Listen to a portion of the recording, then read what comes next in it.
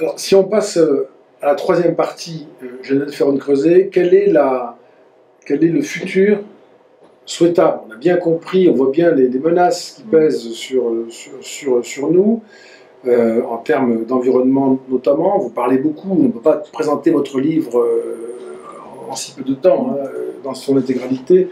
Beaucoup de l'Anthropocène, c'est des pages passionnantes qui font remonter le cours de l'histoire pour suivre l'évolution de cet effet de l'action humaine sur la planète. Quel est le futur souhaitable aujourd'hui? Alors le futur souhaitable, on est à un moment où on peut se pencher et regarder de quoi sera fait la civilisation post-fossile. C'est une expression que j'utilise. La civilisation post-fossile, on voit déjà quels pourraient être ses contours. Et j'explore le sujet de la civilisation de la connaissance. On voit bien qu'aujourd'hui, l'ère numérique qui s'est ouverte est en train de changer certains rapports de force. Alors, si je peux me permettre, là aussi, c'est le meilleur pour le pire. Soit on est dans un partage de la connaissance qui permettra d'ailleurs l'avènement d'un nouvel ordre énergétique qui sera fondé sur des énergies, entre guillemets, renouvelables, propres, pacifiques et décentralisées. C'est-à-dire qu'on pourra mettre notre intelligence dans de la production d'énergie locale pour permettre au territoire de gagner en autonomie. Je n'ai pas dit en indépendance, mais au moins en autonomie. C'est-à-dire qu'on pourra aller vers des villes durables, des territoires durables, avec ce que j'appelle le paradigme de l'économie circulaire, c'est-à-dire de faire mieux avec moins, d'être plus intelligent et de se servir de l'outil numérique pour optimiser nos boucles de consommation et de production. Et ça, c'est un modèle qui est entre guillemets plus collaboratif. Et si je pousse, c'est un petit peu ce rêve, c'est le modèle libertaire. Un peu, c'est ce rêve libertaire de la connaissance ouverte à tous, avec un engagement dans des modèles de gouvernance où les citoyens sont réellement impliqués et où la question énergétique n'est plus une question qui clive, mais au contraire, c'est une équation dans laquelle on peut bâtir une nouvelle forme de prospérité, parce que chacun peut être acteur et consomme-acteur. Et puis après, il y a une autre voie qui est, oui, certes, le numérique, c'est très bien, mais on peut être là dans une approche que je qualifierais plus de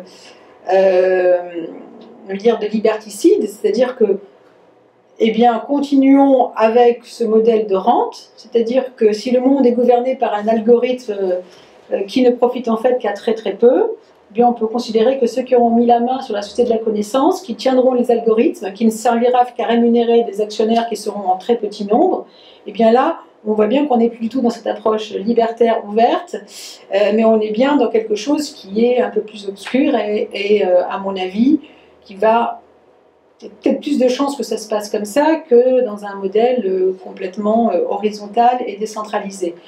Maintenant, ce qui est sûr, c'est que, et j'introduis là la société post-fossile, elle va aussi se construire avec des nouveaux rapports de force. C'est-à-dire que si on considère que le changement climatique est un véritable risque majeur pour l'humanité, comme maintenant on voit que ce sujet est en train d'être posé avec un consensus international qui gagne bien sûr en force, eh bien il y a des chances pour qu'il y ait des recours en justice, il y a des chances pour qu'on se tourne vers les investisseurs et qu'on leur demande mais qu'est-ce qu'il y a dans vos portefeuilles d'investissement? Pourquoi ne pas sortir du charbon, du pétrole, éventuellement du gaz? Pourquoi ne pas investir dans cette nouvelle société de la connaissance, dans ces énergies renouvelables, dans de nouvelles technologies propres, etc., etc. Donc, il peut y avoir aussi une pression de la société civile, une pression sur ceux qui détiennent l'argent, sur ceux qui vont inventer ces nouvelles technologies, une pression aussi par la voie de la justice. Et peut-être qu'on arrivera à une forme de gouvernance plus équilibrée, où chacun va aller finalement de son levier pour permettre l'avènement plus rapide d'une société post-fossile. En fait, ça va être un rapport de force. Et dans les 25 prochaines années, on aura un rapport de force qui va être, à mon avis, terrible, encore une fois, entre ceux qui vont obtenir la rente et ceux qui vont se décider à investir, parce que l'argent, il y en a, à investir dans les technologies du futur. Et c'est vraiment une question d'incitation. Et comme je vous le disais, comment est-ce qu'on dédommage ceux qui ont des réserves fossiles à plus haut pouvoir et qui vont être assis dessus? Qu'est-ce qu'on va dire à l'Algérie et à l'Arabie? On va leur dire maintenant vous arrêtez tout, c'est terminé, l'équilibre de la planète est en jeu. Ils seront fondés de dire ah oui mais qu'est-ce que je fais? Parce qu'il se trouve que l'Arabie et l'Algérie n'ont pas investi dans d'autres formes, ça paraît aussi fou, mais n'ont pas investi dans d'autres formes de développement industriel. Il y a un petit mouvement en Arabie Saoudite. Il y a un tout petit frémissement, vous avez absolument raison. Il y a un petit frémissement, c'est une question récurrente en Algérie, mais le fait est que derrière le pétrole, l'horizon est complètement bouché. Il n'y a rien derrière. Donc, cette société de la connaissance, oui, bien sûr, elle va probablement advenir, mais elle va advenir aussi si l'argent va aussi au bon endroit avec des règles de gouvernance transparentes et efficaces. Donc, il faudra aussi compter avec la justice, il faudra compter avec la force des réseaux sociaux, il faudra compter avec de nouvelles formes d'alliances politiques. Et moi, surtout, ce qui me frappe, c'est que est-ce qu'on a envie de continuer à être dans cette totale dépendance pour les 50 prochaines années et faire exploser le climat, ou est-ce qu'on ne se dit pas, mais finalement, on a devant nous une équation qui est passionnante, y compris pour les ingénieurs, pour les investisseurs, pour les financiers, pour les citoyens, qui est de faire mieux avec moins et de créer des boucles d'énergie décentralisées pacifiques. Et là, l'économie de la connaissance pourra réellement s'exprimer totalement. Parce que tant qu'on restera dans cette incertitude, dans cette dépendance, dans ces prix du pétrole qui ne sont absolument pas fondés sur vraiment sur l'économie réelle et la ressource. Les prix du pétrole suivent des logiques qui sont complètement découplées avec la question de l'offre et de la demande. Donc on voit bien qu'on est en prise sur rien. Donc déjà, réglons ce problème de la gouvernance fossile, entre guillemets, dans les prochaines années, et on voit ce qui se passe au Moyen-Orient, on en est quand même loin. Et après, essayons de voir comment on peut asseoir cette civilisation post-fossile dans un partage de la connaissance ouverte à tous, parce que la connaissance, c'est une énergie renouvelable par définition. Oui. Et d'ailleurs, c'était Carter qui disait, le président Carter qui disait, moi maintenant, en années 80, s'il y a quelque chose, s'il y a un secteur dans lequel j'investirais, c'est plutôt la connaissance. Et d'ailleurs, Steve Jobs disait, le logiciel, c'est le pétrole de demain. Oui, il y avait d'ailleurs un échange, alors je ne sais plus si c'était le jeune Bill Gates ou le jeune Steve Jobs, j'ai un peu oublié, mais avec François Mitterrand. Oui, absolument. Et il explique au président français, en gros, vous n'avez pas de pétrole, mais vous avez des idées, quoi, ce fameux slogan. Vous devriez investir beaucoup sur la connaissance. La Fondation a publié, je le rappelle, une note d'Idriss Aberkane. Je le cite d'ailleurs. La connaissance, voilà, je le cite, citer et relire. L'énergie fossile, le pétrole en particulier, quand on vous lit, il n'y a pas de doute, c'est pas un futur désirable. Pour les questions d'environnement, un mot aussi sur les financements du terrorisme que l'on doit aussi à cette énergie-là, malheureusement, qui est quand même une économie de la criminalité politique. En fait, on peut considérer que le pétrole a été une variable d'ajustement pour les budgets des dictateurs, pour certains groupes terroristes qui ont... On a acheté avec le pétrole la tranquillité, on a exporté le terrorisme en dehors de certaines frontières, dans des pays tels que l'Arabie Saoudite, où on a quelques présomptions en se disant l'argent du pétrole permet d'acheter des armes, permet d'acheter des groupes terroristes qui vont aller, entre guillemets, exporter la terreur à l'extérieur, qui vont déstabiliser d'autres pays. On voit bien que l'argent du pétrole, notamment pour Daesh, aujourd'hui, au moment où on parle, le Daesh sans l'argent du pétrole ne serait pas cet horrible épouvantail qui d'ailleurs, ou cette hydre qui n'arrête pas de renaître de ses cendres.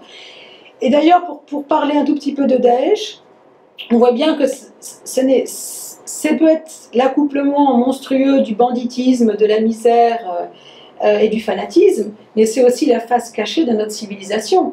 C'est-à-dire, c'est tout ce que l'on ne veut pas voir, on le retrouve. Parce qu'il a toujours existé des bandes armées qui vivaient de contrebande entre l'Iran et l'Irak. Toujours. Puisque comme je vous le dis, ce pétrole, il affleure, il est extrêmement facile de le capter. Et donc, il y a toujours eu du pétrole de contrebande dans ces pays-là. Simplement, là, on voit bien que ce pétrole de contrebande, il est pour alimenter un projet monstrueux. Et un projet monstrueux qui est en train de faire imploser le Moyen-Orient, et même les ondes de choc se propagent bien au-delà. Donc, bien sûr, c'est une ressource financière qui est entachée, oui, qui est entachée on va dire, qui porte les marques du terrorisme, du meurtre, et c'est quand même lourd de dire des choses pareilles, mais c'est un fait. Les énergies, pour terminer en une minute, c'est vraiment difficile, mais les énergies de substitution, vous pensez, et vous le dites dans votre livre, Il y a le solaire, il y a l'éolien, différentes sources. On ne peut pas souhaiter que ce soit le charbon. Non. Les Allemands ont fait un choix terrible. Oui. Nous sommes tous victimes. C'est quand même très contradictoire, et avec leur tradition environnementale et avec les impératifs de la COP21. Et il y a le nucléaire. Comment vous pensez tout ça? Alors, très rapidement, je ne parle pas d'énergie nucléaire dans mon livre, mais on peut considérer que l'énergie nucléaire est aussi une énergie fossile, puisqu'elle repose sur l'uranium. Donc je parle bien de la fission nucléaire. La fission nucléaire dépend des réserves d'uranium. Je ne parle pas de la fusion, c'est autre chose. Donc la fission nucléaire, la technologie nucléaire qui repose sur la fission est aussi une énergie fossile. Aujourd'hui, on peut considérer très rapidement que c'est une énergie qui ne répondra pas aux besoins, ne sera pas l'énergie du futur. Mais c'est une énergie, et là j'assume parfaitement, dont il me semble difficile de se passer aujourd'hui dans la problématique actuelle. Déjà on marche sur un pilier en raison du changement climatique, on voit que les énergies fossiles sont en train de faire exploser le climat. L'énergie nucléaire n'émet pas de gaz à effet de serre. Il y a beaucoup d'autres inconvénients sur l'énergie nucléaire, notamment le traitement des déchets, le fait que c'est une arme c'est une énergie qui peut aussi se transformer en arme, et qui d'ailleurs a montré ses applications militaires absolument désastreuses. Mais c'est une énergie, si elle est bien contrôlée, comme c'est le cas, si elle est... Fukushima n'est pas un accident nucléaire, c'est un raz-de-marée qui a déclenché un accident nucléaire. Il y a eu un mort pour des raisons de radiation à Fukushima, donc, et des centaines de milliers. C'est extrêmement sensible de parler du nucléaire. Pour moi, ce n'est pas l'énergie d'avenir. Mais en tous les cas, c'est aujourd'hui une énergie qui intervient dans les termes du bouclage du mix énergétique. Je ne vois pas comment on pourrait s'en passer, en sachant qu'elle n'est pas non plus répandue et qu'elle représente très peu finalement dans le mix énergétique électrique à l'échelle de la planète. Maintenant, on est devant une équation, et c'est pour ça que je vous disais, mais soyons tous intelligents ensemble. Au lieu de mettre notre intelligence à être plutôt à créer un modèle monstrueux, essayons plutôt notre intelligence pour faire sauter des verrous technologiques pour les énergies renouvelables. On voit bien que maintenant l'énergie solaire, on va dire l'hydroéolien, la géothermie, le captage du biogaz, la méthanisation, l'énergie nucléaire, on voit bien que toutes ces énergies mises à bout peuvent nous permettre de sortir de cet étau terrible de la dépendance des énergies fossiles. Il y a des verrous technologiques à faire sauter, notamment le verrou de l'intermittence, les batteries, le stockage de l'énergie. C'est pour ça que l'Allemagne, quand vous parlez du retour vers le charbon de l'Allemagne, c'est désastreux, évidemment, parce que l'Allemagne, pour assurer la production de base en énergie, en électricité, a dû rouvrir des mines de charbon. Et c'est aussi parce que les Américains, qui sont devenus autosuffisants grâce au gaz de schiste, ont exporté tout leur charbon à très bas prix aux Européens. Donc on a eu, si vous voulez, un effet désastreux au moment où l'Europe était en train d'entrer dans sa transition énergétique. Le charbon, très bon marché des États-Unis, est venu envahir le marché. Les Allemands, les Polonais ont rouvert, les Polonais n'ont jamais fermé leurs mines. Et on a des énergies renouvelables qui essayent de s'immiscer dans le circuit électrique au niveau européen. Et on voit bien que tout ça n'est pour l'instant pas maîtrisé, avec une grande volatilité sur les coûts. Et donc, de quoi ont besoin les investisseurs? Ils ont besoin de stabilité, ils ont besoin de lisibilité. Il faut savoir quel va être le prix du kilowatt d'énergie solaire, éolien, à quel prix il va rentrer sur le réseau, etc. Comment les réseaux vont s'équilibrer. Et toutes ces questions-là sont encore devant nous. Mais il me semble qu'une grande partie de notre avenir climatique s'écrit dans notre capacité à maîtriser, à développer un mix énergétique qui sera en très grande partie composé d'énergie renouvelable et encore un peu de nucléaire. Mais encore un peu de nucléaire, quand on construit une centrale nucléaire, on en a pour 40 ans, minimum, 50 ans. Donc on voit bien que l'énergie nucléaire est une énergie qui va nous accompagner probablement jusqu'à la moitié de ce siècle. Geneviève Ferron-Creuset, merci beaucoup. Merci à vous. On arrête là, on aurait beaucoup de choses à dire sur ce livre passionnant et je crois, mais encore une fois, essentiel, Le crépuscule fossile, chez Stock, à lire. Voilà, merci beaucoup. Merci de votre invitation.